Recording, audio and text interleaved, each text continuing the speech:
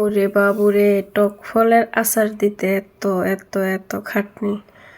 মানে আমি আগে কখনো জানতাম না। আম্মু বানাইতো, খাইতাম। ওহ, বানাই না খাইতাম আর খাইতাম, কিন্তু যাচাই বাছাই করে দেখতাম না কখনো যে কীভাবে বানায়, কত কষ্ট হয়। আমরা এমনি খাই ফেলে সবগুলা। হ্যালো, আসসালামু আলাইকুম এভরিওয়ান, সবাই কেমন আছেন? আশা করি সবাই ভালো আছেন। তো আলহামদুলিল্লাহ, আল্লাহর রহমতে আপনাদের সবাই দোয়া এবং ভালোবাসা আমরা অনেক অনেক ভালো আছি। তো আজকে দেখেন টক ফলের আচার দিমু কীভাবে, দেখেন। তো আমরা গ্রাম অঞ্চলে টক ফল অনেক তোকাইছি, ফাই নেই। তো আমার ফুফুদের বাসায় গেছি, মেজো ফুফুদের বাসায়। মনে করছিলাম আমার ফুফু গাছ লাগাইছে, আছে। যাই দেখতেছি আমার ফুফু গাছগুলা সব কাটি ফেলাই দিছে। তো মানে ফুফু আচার দিবে না, খাটনি অনেক, তাই কাটি ফেলাই দিছে।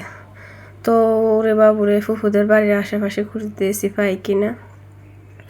এক জায়গায় দেখতেছি এক নানুর আছে বাগানে, তাও আবার কাটি ফেলাই দিছে।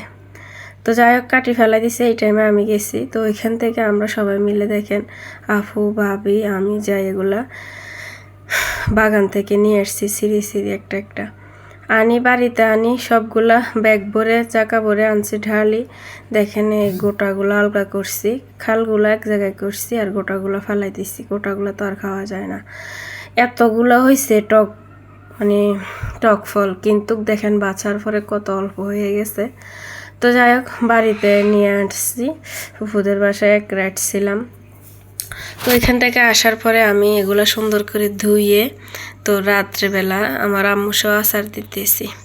তো এগুলো সুন্দর করে কিন্তু বারবার ধোয়া লাগে, কারণ অনেক ভালো ছিল। ধুয়ে প্রথমে সরিষার তেল দিয়ে দিছি। এই আচারগুলোতে কিন্তু সরিষার তেল বেশি লাগে না, কম দিলে চলে। তো একটু সরিষার তেল দিয়ে দিছি, তারপরে গোটা রসুন থেতলা করে দিছি, তারপরে দিয়ে দিলাম টক ফলগুলা, দিয়ে লাড়াচাড়া করার পরে লবণ দিয়ে দিছি। লবণ দেওয়ার পরে আরও টক ফল দিছি, কারণ টক ফল তো একবারে হয় নাই, বারবার দিতেছি, একটু কমলে আরেকগুলা দিতেছি। তো কতগুলা টক ফল ছিল আর কতটুকু কমে যায়, কতটুকু আচার হয়, পুরো ফুল ভিডিওটা ধৈর্য সহকারে দেখেন, তাহলে বুঝতে পারবেন। তো দিয়ে দিলাম দারচিনি, এলাচ, তেজপাতা, লং, এগুলা দেওয়ার পরে দেখেন লাড়তেছি। লাড়াচাড়ার ভিতরে থাকা লাগবে, না হলে কিন্তু নিচে দিয়ে কড়াইয়ের সাথে লাগে যাবে। তো দেখেন কত সুন্দর একটা কালার আসছে, যত গলতেছে এগুলো সিদ্ধ হইতেছে আর কি, এত এগুলার কালার হইতেছে। ও দেখেন কত লোভনীয় লাগতেছে।